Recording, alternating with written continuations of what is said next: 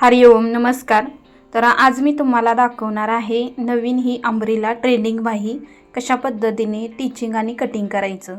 तर पहिल्यांदा आपल्याला इथं मेन जे साडीचा ब्लाउज पीस आहे तो घ्यायचा आहे। त्याच्यातून आपल्याला काय करायचं आहे 14 इंचाचे मी ते तुम्हाला दाखवते। अशा पद्धतीने 14 14.5 इंचाचे किंवा तुम्ही 15 इंचाचे पण घेऊ शकता बाहीची, जर तुम्हाला थोडी लेंथ जास्त हवी असेल तर त्यासाठी तुम्ही असा चौकोन घ्यायचा आहे। तर ह्या आपल्या दोन्ही पण बाह्या इथं मी कटिंग करून दाखवणार आहे। त्यानंतर बघू शकता अशा पद्धतीने तुम्ही घडी घालून घ्यायची आहे आणि घडीकुडची जी बाजू आहे ते आपल्याकडे ठेवायची आहे। इथं व्यवस्थित लावून घ्यायचं। सिल्क कपडा असल्यामुळे हलू नये यासाठी पिनाचा तुम्ही वापर करू शकता। इथे जसा मी इथे केलेला आहे त्याच पद्धतीने।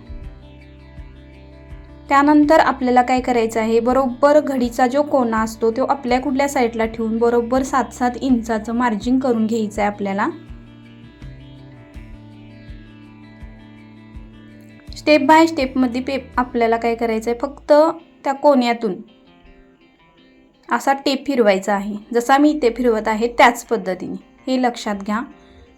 व्यवस्थित टेप फिरवून घेऊन आपल्याला अशा पद्धतीने गोल आकार द्यायचा आहे। थोडा कपडा सिल्क असल्यामुळे हे होत नाही, खडू उठत वगैरे नाही, तर थोडासा ढळक उठवण्याचा प्रयत्न करा। त्यानंतर आपल्याला इथं घ्यायचं आहे 1.5 इंच बरोबर कोण्यामध्ये। तिथं पण आपल्याला स्टेप बाय स्टेपमध्ये असा टेप फिरवायचा आहे, जसा मी इथे फिरवत आहे त्याच पद्धतीने। आणि आपल्याला हे दोन्ही पण अशा पद्धतीने कटिंग करून घ्यायचं आहे। कटिंग केल्यानंतर मी पुढली तुम्हाला स्टेप सांगणार आहे। तर माझ्या चॅनेलवरती नवीन असाल तर लाईक सबस्क्राईब, व्हिडिओ आवडल्यास कमेंटमध्ये नक्की सांगा। त्यानंतर आपल्याला कटिंग झाल्यानंतर पिन काढून घ्यायची आहे। पिन काढल्यानंतर अशा पद्धतीने आपल्याला बघू शकता घडी कुठली बाजू आपल्याकडे घ्यायची आहे। दोन्ही कुठलेही बाजूपैकी तुम्ही पावणा एक इंचाना असा सेप देऊन घ्यायचा आहे। ही बाजू येणार आपल्याला मुंड्या कुठच्या साईडला, म्हणजे फिटिंग कुठल्या साईडला येणार ती बाजू आपल्याला कमी हवी, कारण व्यवस्थित ते दिसण्यासाठी बाही आपली अंब्रेला। त्यानंतर इथे मी 1.5 इंचाचं इथे घेतलेलं आहे, बघू शकता। तिथे पण आपल्याला काय करायचं आहे, अर्धा इंचाचा आपल्याला सेप, जसा मी स्टेप बाय स्टेपमध्ये सेप देत आहे तसेच तुम्ही पण स्टेप बाय स्टेपमध्ये सेप देऊन घ्यायचा आहे। त्यानंतर आपल्याला कटिंग करून घ्यायचं आहे। तर ही जी बाजू आहे ती एका साईडलाच आपल्याला कमी करून घ्यायची आहे आणि त्यानंतर कटिंग करून घ्यायचं आहे।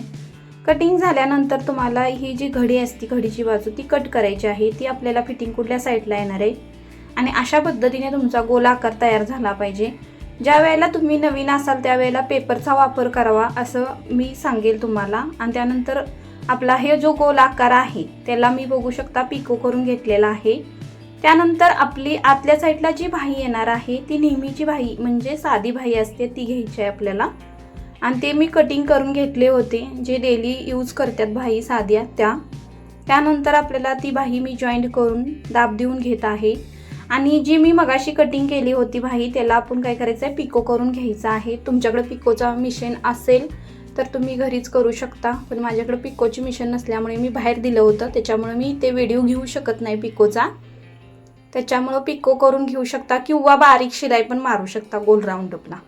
तर बेस्ट ऑप्शन पिकोमुळे छान दिसतं, त्याच्यामुळे शक्यतो पिकोच करा आणि छान दिसतं। तर ही साडी आहे इंस्टाग्राम ट्रेंडिंग साडी, त्याच्यावरला हा ब्लाऊज आहे आणि अशा साडीवरचं म्हणजे खूप सुंदर अशी हा ब्लाऊजचा लुक दिसतो।